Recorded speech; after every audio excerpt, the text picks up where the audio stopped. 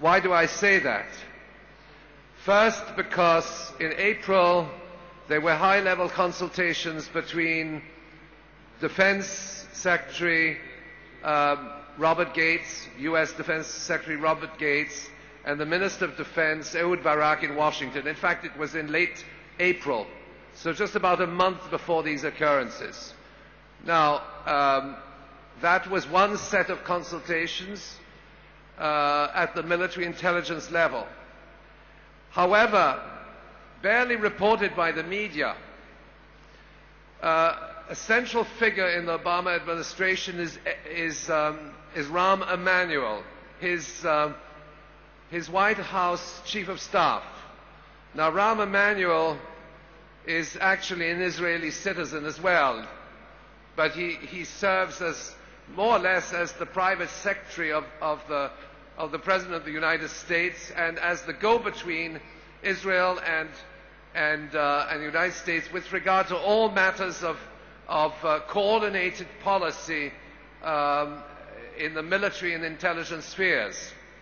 I should also mention that the United States and my own country, Canada, have public security agreements with Israel, very close in the military and intelligence arena, control of borders and so on, exchange of personnel.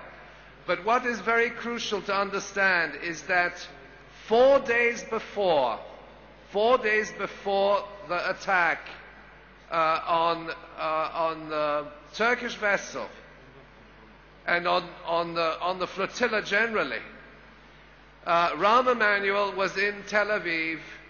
He said it was on a private visit for the bar mitzvah of his son. But in fact, he had high-level consultations with Benjamin Netanyahu and also with Shimon Peres and with the Minister of Defense. It was supposed to be a working holiday, as you describe it. And these meetings took place barely a few days before the Commando naval operation. Now, I should also mention another thing. If we look at the history from the clean break document in 1996, there was another very important intelligence document which was launched at the outset of the government of Ariel Sharon, and which essentially also is based on the premise, of course, that the Israelis are the victims. It was called Operation Justified Vengeance. The notion Justified Vengeance is continuous in Israel military planning. And the way it operates is that you actually order the killing of civilians, then there might be some response, defense, retaliation, and then ultimately you use this as a justification for incursions, occupations, and the objective ultimately was the transformation of Gaza into an urban prison and the confiscation of its rights as a national entity. So Operation Justified Vengeance, and then we had Operation Cast-Lead, which was the actual invasion plan in 2008. So there's a certain continuity in this whole process. And the United States has been systematically behind these operations, of which the architect, in fact, was the present head of Mossad, Meir Dagan. In fact, we even called this plan, the Operation Vengeance Plan, the Dagan Plan.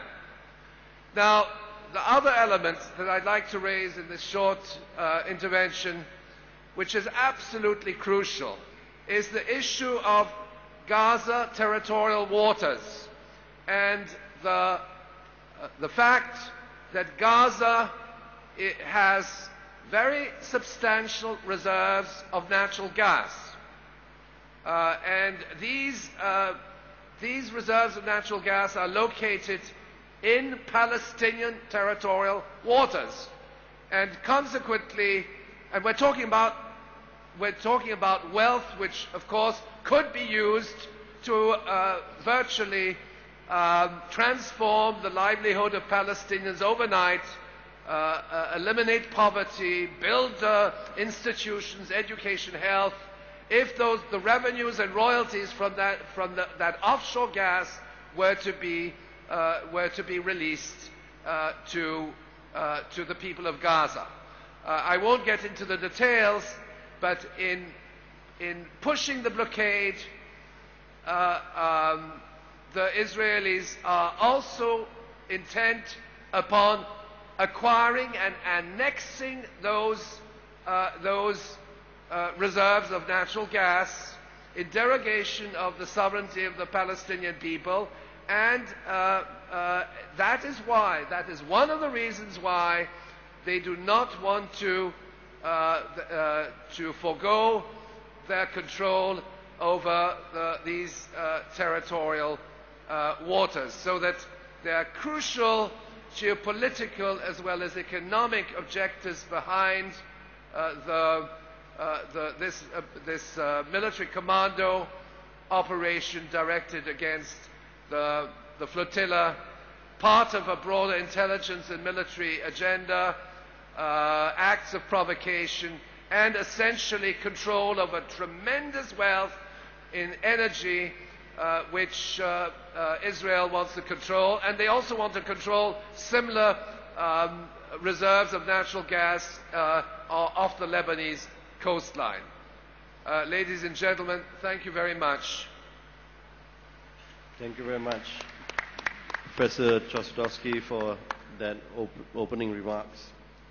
I've now been informed that we have a bit more time, more than we expected, so I'm going to allow, if you don't mind, 10 minutes for each speaker instead of 7. Can I now move to Ashwat Ismail from Esra Wani? Perhaps you could touch on the experience on Mavi Marmara. Thank you very much. All right, thank you very much, Dr. Mukris. First of all, I will be speaking as a journalist on board Mavi Marmara, and this is my story on what happened on the ship during the Israeli assault on Mavi Marmara. But first of all, the first time I stepped on board Mavi Marmara on May 27, 2010, my journalistic intuition nudged me. Deep down inside my heart, something told me that the mission would chart a history on its own. And the mission is not solely about breaking the Gaza siege. Ultimately, it proved how civil society from all corners of the world could unite under one humanitarian banner. And when we speak about unity, of course, this word alone can evoke an assortment of emotions. Unity is the best weapon to put pressure on any governments or even world hegemony power to achieve an impossible goal. The Mavi Marmara tragedy is a testimony to this. Mavi Marmara, under the flagship of Turkish organization Insani Yardım Vakfi, carried with her, of course, a mission. She was unison with the 600 international activists on board to accomplish the convoy, inevitably lift the immoral and brutality of Israeli regime after it imposed a 3-year blockade on Palestinian soil. And everyone on board bonded, and we turned out to be a big, colorful family and spoke in one common language, albeit in various dialects, not to mention the spirit of comradeship that was high in the air. I was practically sailing on an unofficial mobile so-called university or even madrasa, thanks to the strong presence of academicians comprising professors, political scientists, religious leaders, tariqat leaders, historians, authors, and government officials from more than 50 countries. And everyone came under one banner in the name of humanity. And yes, for more than 4 days, humanity became our staple diet. Most of them were hungry to reach Gaza and extend their support and assistance to the 1.5 million Gazans. And for the Freedom Flotilla, unity